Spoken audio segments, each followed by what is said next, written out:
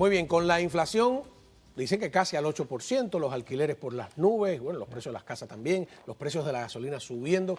La pregunta es qué va a pasar, yo pienso primero con los intereses y segundo con la economía en general o al revés. Tenemos un invitado especial, que es Tino Díaz, que además de ser economista fue asesor de la Reserva Federal, así que muchas gracias por estar aquí con nosotros, ¿no? Un placer estar aquí con ustedes. Empiezo por ahí, por el tema de la Reserva Federal, ¿no? Y los intereses si van a subir o no. Van a subir. Tienen que subir porque tienen que frenar el avance que está ocurriendo. No lo pueden hacer muy fuerte porque si lo hacen muy fuerte entonces causa lo opuesto. Empieza básicamente a estrellar la economía.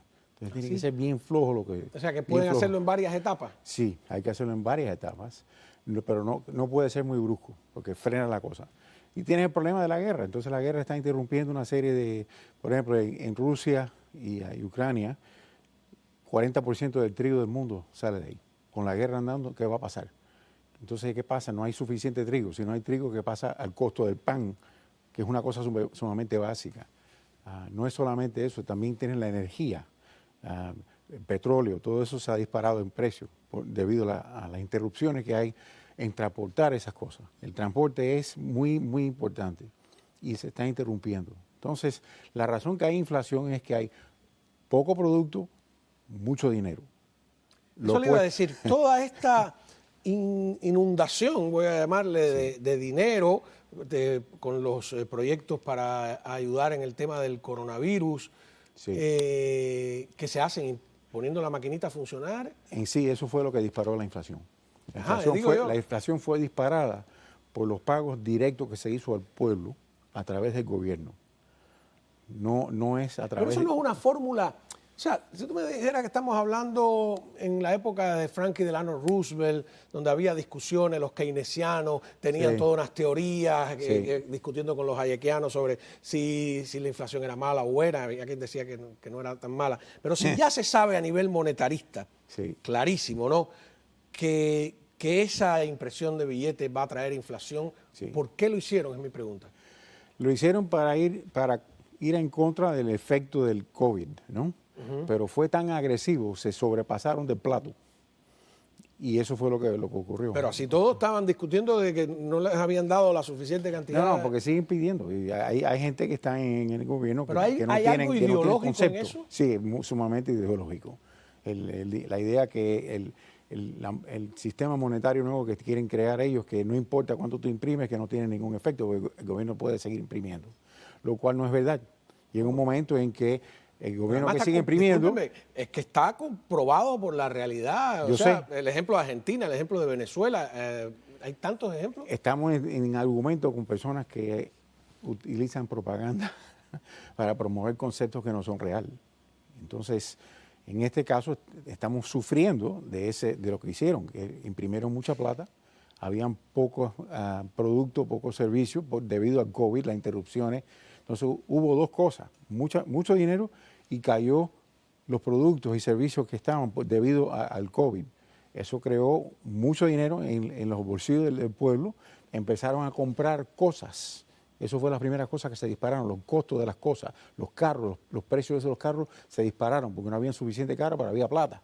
Entonces la gente pagando, y por carro usado, los costos del carro usado subieron astronómicamente. Y lo de las casas, o sea, porque yo he visto... Es otro mismo problema. Las casas fue causado por las leyes que se pasaron en el 2008, que restringieron cuánto podía dar prestado un banco a los fabricantes de casas.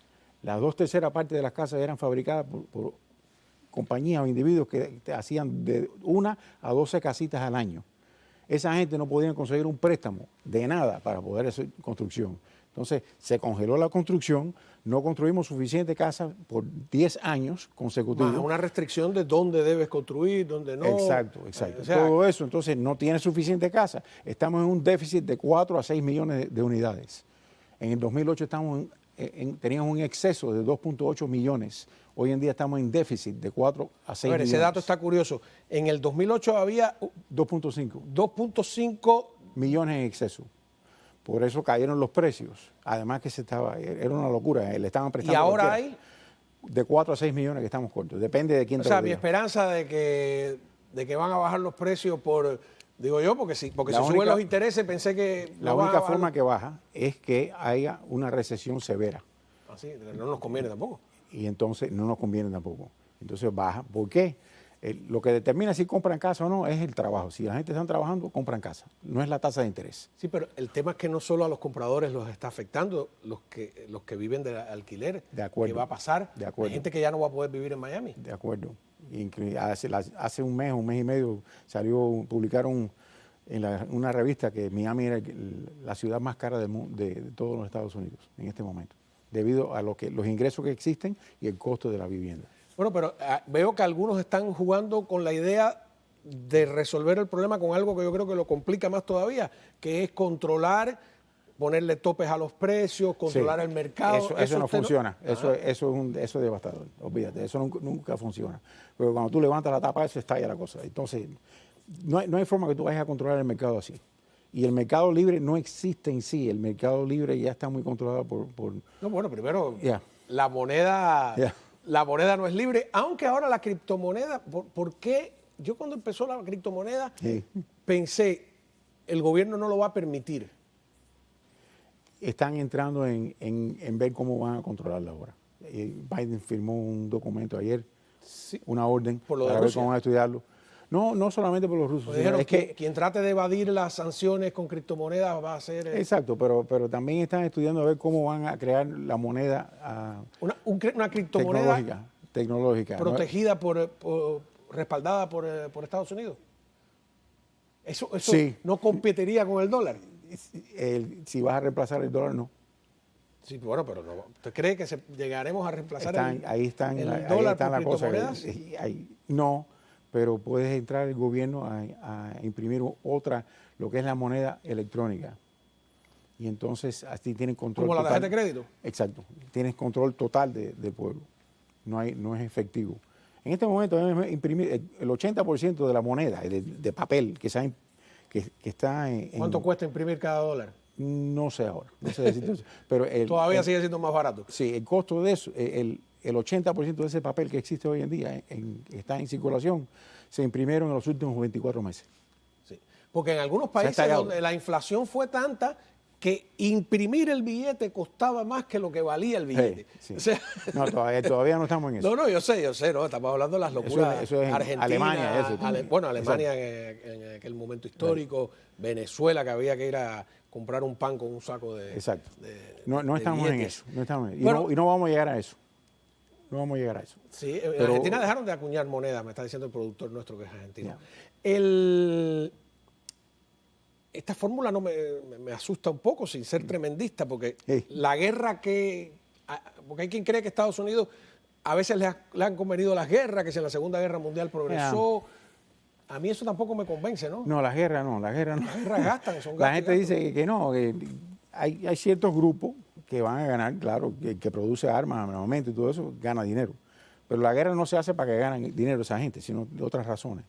Pero la guerra es una gran interrupción y ahí es donde viene el problema. Estás interrumpiendo la forma de distribuir bienes productos, petróleo, el trigo, cosas básicas. Y entonces cuando tú construyes, tú vas a contener eso y todavía tienes el poder adquisitivo del pueblo americano, sigue la inflación andando.